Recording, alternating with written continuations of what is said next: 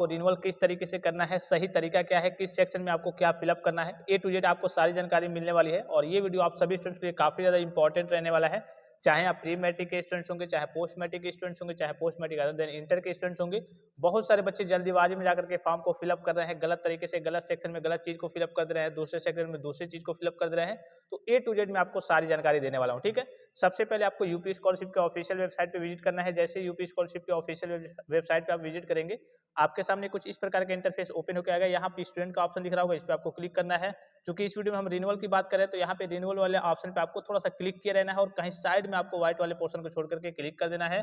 4 option आएंगे। पहला option कक्षा 10 के बच्चों के लिए है, दूसरा ऑप्शन कक्षा 12 के बच्चों के लिए, और जो तीसरा ऑप्शन दिख रहा होगा वो 10 और 12 को छोड़ करके, यानी कि उससे ऊपर की कोई पढ़ाई, कोई कोर्सेज वगैरह करते हैं, यूजी के, पीजी के, डिप्लोमा के, या फिर ऐसे करिए BA, BSc, MA, MSc, BCom, MCom, DElEd, ITI, polytechnic, BTech, BEd, BTC, BCA, MCA, BCom, MCom, सभी के लिए तीसरा ऑप्शन है। और चौथा ऑप्शन भी पोस्ट मैट्रिक के बच्चों के लिए है, लेकिन अदर स्टेट के बच्चों के लिए है। तो आपका जो भी होगा, आप प्री मैट्रिक के स्टूडेंट्स होंगे, कक्षा 10 के स्टूडेंट्स होंगे तो ये पहला दिख रहा होगा, कक्षा 12 के स्टूडेंट्स के लिए रिन्यूअल कर देंगे तो दूसरा होगा, और तीसरा आपके यूजीपी डिप्लोमा के बच्चों के लिए है। तो आपका जो भी है उस पे आपको क्लिक कर देना है, ठीक है। अब चूंकि सबके लिए रिन्यूअल का प्रोसेस सेम होता है, कुछ चीजें अलग अलग होती है, तो वो मैं अभी आपको बताऊंगा।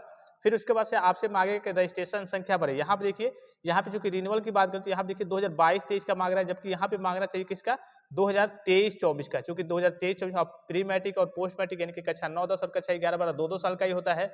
अब चूंकि इस बार इनको रिन्यूअल करना है 2024-25 का, तो यहाँ पे 2023-24 का मांगा जाना चाहिए। तो बहुत सारे बच्चे इसको लेकर के कहते हैं कि यहाँ पे तो 2023-24 का मांगा जाना चाहिए, 2022-23 करके आ रहा है। तो इससे कोई मतलब नहीं है। चलिए मैं आपको सामने लाइव तरीके से फिलअप करके फिर सारी चीजों को दिखाता हूँ। आपको रजिस्ट्रेशन नंबर फिलअप करना है, फिर आपको यहाँ पे पासवर्ड फिलअप करना है, उसके बाद से यहाँ पे कैप्चा दिख रहा होगा, कैप्चा को यहाँ पे फिलअप करना है, ठीक है। पासवर्ड मैंने ऑलरेडी पहले से ही सेव किया था, तो मेरे में ऑटोमेटिक ये हो गया। आपका जो भी पासवर्ड होगा, हाँ, पासवर्ड के बारे में बहुत सारे बच्चे पूछ रहे हैं, तो अभी आपका पासवर्ड बन नहीं रहा है, नए तरीके से नहीं बन रहा है। शुरू में जब वेबसाइट कहिए कि व्यवस्थित नहीं हुआ था, तो शुरू में बन रहा था, फिर से जब वेबसाइट पे बहुत सारी चीजें अपडेट होती हैं, तो ये ऑप्शन अभी आपका हट गया है। हो सकता है 2-4 दिन या फिर 10 दिन में आपका पासवर्ड वगैरह क्रिएट होने लगे, मतलब कि फॉरगॉट होने लगे। अभी आपका फॉरगॉट नहीं हो रहा है। तो यहाँ चलिए कैप्चा फिलअप कर देते हैं, 8-3-3, ठीक है। फिर आपको सबमिट वाले ऑप्शन पे क्लिक करना है। जैसे ही सबमिट वाले ऑप्शन पे क्लिक करेंगे, अगर आप सही सही सारी चीज़ों को फिलअप किए होंगे, तो आपके सामने कुछ इस प्रकार का इंटरफेस ओपन होकर आएगा। यहाँ पे आपको दिख जाएगा कक्षा 9-10 के लिए, और यहाँ पे देखिए 2024-25 का नवीनीकरण, ठीक है। तो यहाँ पे देखिए इनके कुछ स्टेप्स करिए कि ग्रीन दिख रहे होंगे, जैसा कि मैंने आपको पिछली वीडियो में इनके बारे में ही इनका फॉर्म ही फिलअप करके आपको बताया था। यहाँ पे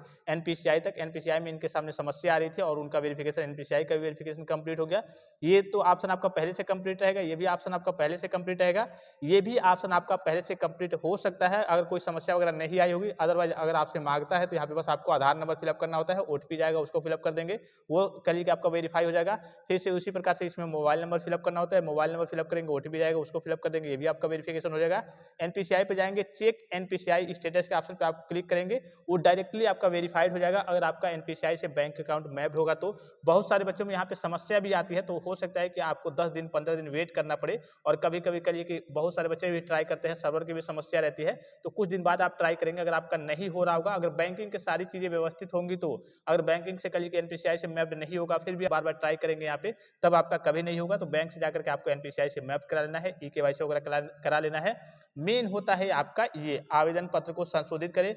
उससे पहले मैं आपको फिर बता दूं कि अगर आप प्री मैट्रिक के स्टूडेंट्स हैं, ठीक है, चाहे आप मान लीजिए कि पोस्ट मैट्रिक या फिर post matric other than inter के स्टूडेंट्स हैं, तो जब भी आप फॉर्म फिलअप करेंगे सीरियल बाय सीरियल, जैसे मान लीजिए कि आपका यहाँ तक हो गया है, ये ऑप्शन आपका नहीं खुल रहा है या फिर ये ऑप्शन आपका वेरीफाई नहीं हो रहा है, तो आपको अभी नीचे की ओर नहीं आना है। अब मान लीजिए कि ये भी ऑप्शन आपका वेरीफाई हो गया है, तो ये ऑप्शन अगर आपका नहीं खुल रहा है, नहीं ओपन हो रहा है, तो इसके पहले आपको नीचे की ओर नहीं आना है। क्या करना है, जब तक आपका ऑप्शन ओपन नहीं हो रहा है, इसलिए कि सारे ऑप्शन ओपन होते हैं और मेन आपका ऑप्शन यही होता है आवेदन पत्र को संशोधित करें, इसी में आपको फॉर्म फिलअप करना होता है। अगर कभी कभी नहीं ओपन हो रहा है, जैसे कि post matric other than inter के बच्चों की बात करें, नहीं ओपन हो रहा है, या फिर कभी कभी बच्चे यहाँ पे डायरेक्टली जा करके एनपीसीआई का यहाँ पे एनपीसीआई का वेरिफिकेशन कर रहे हैं, तो डायरेक्टली ये ओपन नहीं हो रहा, और नीचे जाकर के जो फाइनल सबमिट का ऑप्शन है प्रिंट, चलिए प्रिंट पे क्लिक करेंगे, तो post matric other than inter का प्रिंट पे क्लिक करने पे लॉक नहीं होता है, लेकिन डायरेक्टली जाकर के आप वहां पे संस्था में जमा करने हेतु करिए कि प्रिंट करें, सबमिट करें, उस पर क्लिक कर देंगे, तब आपका फॉर्म लॉक हो जाएगा। तो उधर की ओर आपको जाना ही नहीं है, जब तक आपका यह वाला ऑप्शन ऑप्शन आपका ओपन नहीं होता है तो आपको नीचे की ओर जाना ही नहीं है, चाहे आप प्री मैट्रिक स्टूडेंट होंगे, चाहे पोस्ट मैट्रिक के, चाहे post matric other than inter के,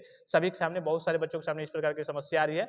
अगर आपका ऑटोमेटिकली प्रिंट का ऑप्शन ग्रीन वगैरह दिखा रहा है, अगर आपने कुछ नहीं किया है, केवल एनपीसीआई का वेरिफिकेशन किया है, तो अभी आपको 2-4 दिन वेट करना है। हो सकता है कि सर्वर वगैरह में समस्या हो और आपने क्या किया, नीचे की ओर आया और पता चला कि सबमिट वाले ऑप्शन पे क्लिक कर दिया, फाइनल लॉक कर दिया और इस वाला ऑप्शन, ये वाला ऑप्शन आपका ओपन ही नहीं हो पाया था, बाद में हो सकता है कि ओपन हो और तो आपने फॉर्म को लॉक कर दिया, तो इस केस में आप फंस जाएंगे। तो एक एक स्टेप आपको कंप्लीट करते आना है। अब देखिए उसके बाद से मेन होता है आपका ये आवेदन पत्र को संशोधित करें, इस वाले ऑप्शन पे आपको क्लिक करना है। अब जैसे इस पे क्लिक करेंगे आपके सामने कुछ इस प्रकार का इंटरफेस ओपन होकर आएगा। तो यहाँ पे देखिए क्या क्या चीजें फिलअप करनी होती है, चाहे आप प्री मैट्रिक के स्टूडेंट्स होंगे, चाहे पोस्ट मैट्रिक के स्टूडेंट्स होंगे, चाहे post matric other than inter के स्टूडेंट्स होंगे, सेम चीजें रहती हैं। जो बेसिक चीजें हैं, एक दो चीजें इधर उधर रहती हैं। तो यहाँ पे आपको नीचे की ओर आना है। तो सबसे पहले आपसे पूछा जाएगा शैक्षिक विवरण, ठीक है। शैक्षिक विवरण में कक्षा में प्रवेश तिथि, यहाँ पे आपका जैसे कि ऑटोमेटिकली बहुत सारे बच्चों का यहाँ पे 2023 का दिखाएगा, तो यहाँ पे आपका 2024 का एडमिशन का डेट रहेगा। यानी कि इस बार आप किसी भी क्लास के स्टूडेंट्स होंगे या फिर कोई भी कोर्स के आप first year second year, final year, first year तो मान लीजिए आपका फ्रेश फॉर्म हो जाएगा, सेकेंड ईयर, फाइनल ईयर, जो भी आपका ईयर होगा, मतलब कि इस साल 2024 में आपका एडमिशन जिस ईयर में आप हैं तो वो किस डेट में हुआ है, कॉलेज से पता करके आपको फिलअप करना है।